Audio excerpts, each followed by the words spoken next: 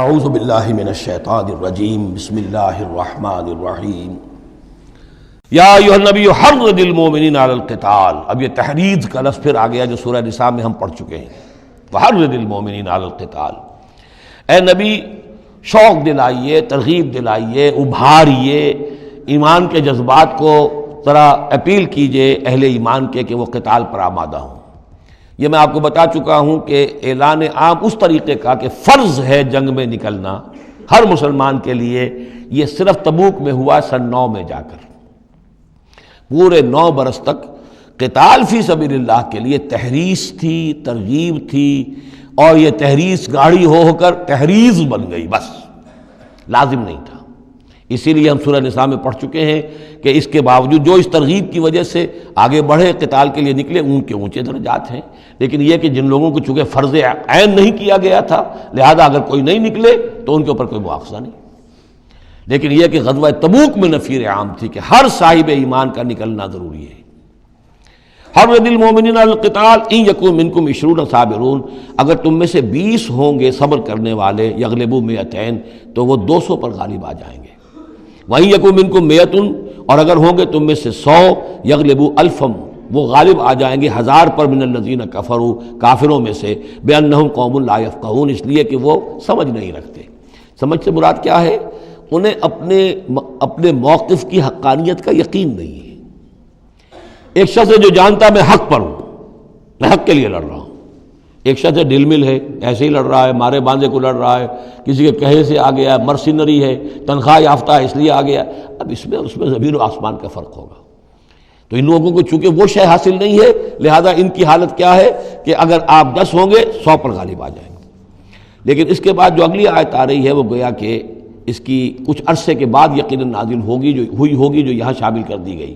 الآن خفف اللہ عنکم، اب اللہ نے تم پر سے تخفیف کر دی ہے۔ وعلم ان فیکم ضعفا، اور اللہ کے علم میں ہے یہ بات کہ تمہارے اندر کچھ کمزوری آ گئی ہے۔ لیکن یہ کمزوری کیسے آئی ہے اس کو سمجھ لینا چاہیے۔ سابقون الاولون، مہاجرین اور انصار کے اندر کوئی کمزوری نہیں آئی معاذ اللہ، ابو بکر اور عمر میں یا سعد بن معاذ میں رضی اللہ تعالیٰ عنہم اجمعین، ان میں کوئی کمزوری نہیں آئی۔ لیکن جو نئے مسلمان آ رہے تھے، جن کی ابھی تربیت نہیں ہوئی تھی، اوسط گر رہا ہے۔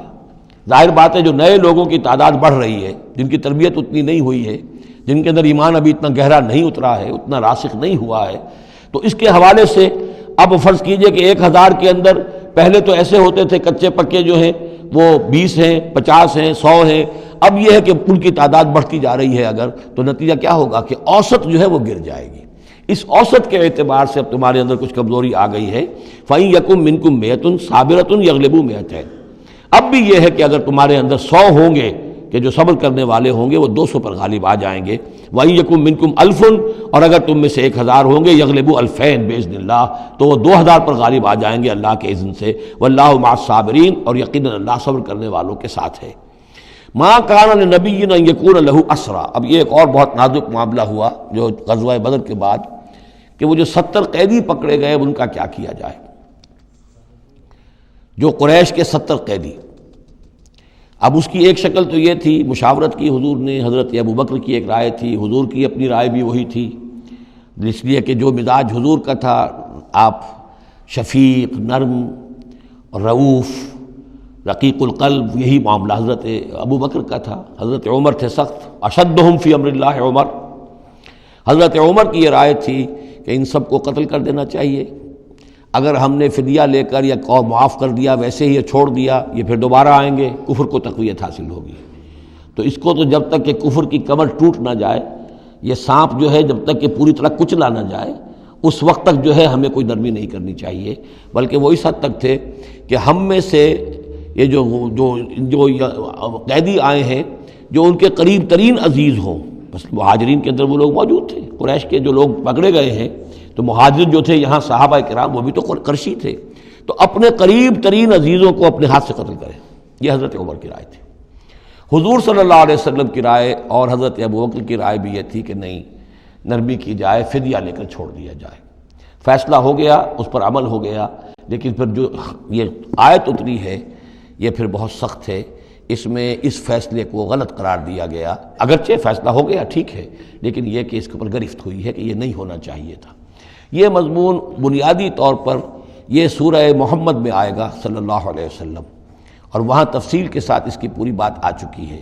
اور چونکہ سورہ محمد سورہ بقرہ سے بھی پہلے نازل ہو چکی تھی، سورۃ القتال، اس حوالے سے یہ بات جو ہے بہت اہم ہے کہ اس میں یہ قاعدہ قانون آ چکا تھا۔ اس کے باوجود اس بات کا ہو جانا یہ گویا کہ ایک طرح سے ایک کوتاہی ہوئی ہے، وقتی طور پر نظر انداز ہو گیا اللہ تعالیٰ کا مستقل حکم۔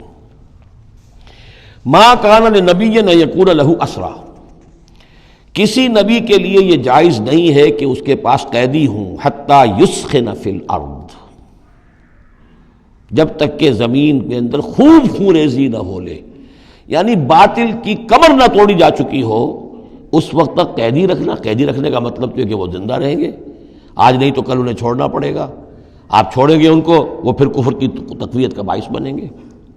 تريدون عرض الدنیا، تم دنیا کا ساز و سامان چاہتے ہو، یعنی فدیہ ملے گا، مال ملے گا۔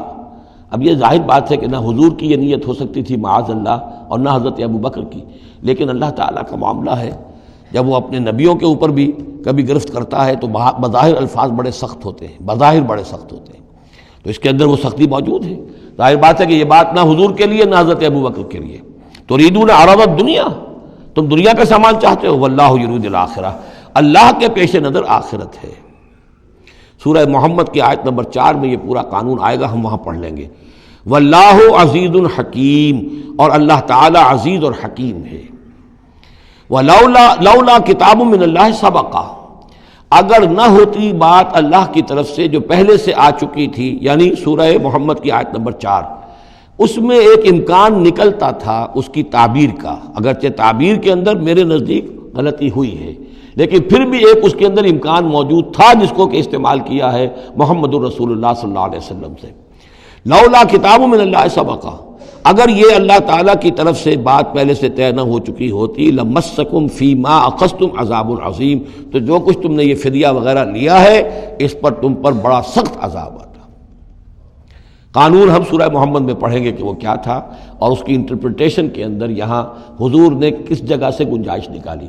دیکھیے ہوتا یہ ہے کہ آپ کا رجحان نرمی کا ہے تو آپ ایک ہی بات کے اندر سے نرم پہلو نکال لیں گے، جیسے کہ میں نے عرض کیا تھا کہ جو لوگ کے سنتے ہیں الذین یستمعون القول فیتبعون احسن، وہ لوگ کہ جو کسی بات کو سن کر پھر پیروی کرتے ہیں اس میں سے بہترین کی، جو بھی اس میں اعلیٰ ترین درجہ ہے اس تک پہنچنے کی کوشش کرتے ہیں۔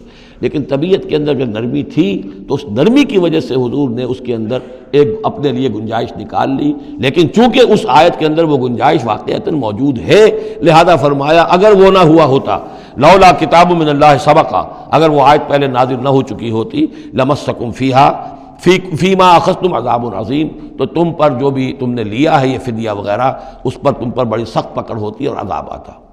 روایات میں آتا ہے کہ حضور بھی اور حضرت ابو بکر بھی دونوں پھر اس آیت کے نزول کے بعد روتے رہے ہیں کہ ہم سے یہ خطا ہوئی ہے۔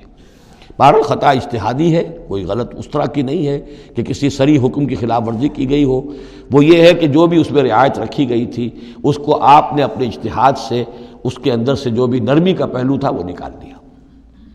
فَكُلُوا مِمَّا غَنِمْتُمْ حَلَالًا طَيِّبًا، تو اب کھاؤ جو تمہیں ملا ہے غنیمت۔ غنیمت میں وہ بھی ہے جو عین جنگ کے موقع پر مال غنیمت ملا، اور جو فدیہ اب مل رہا ہے وہ بھی غنیمت ہے۔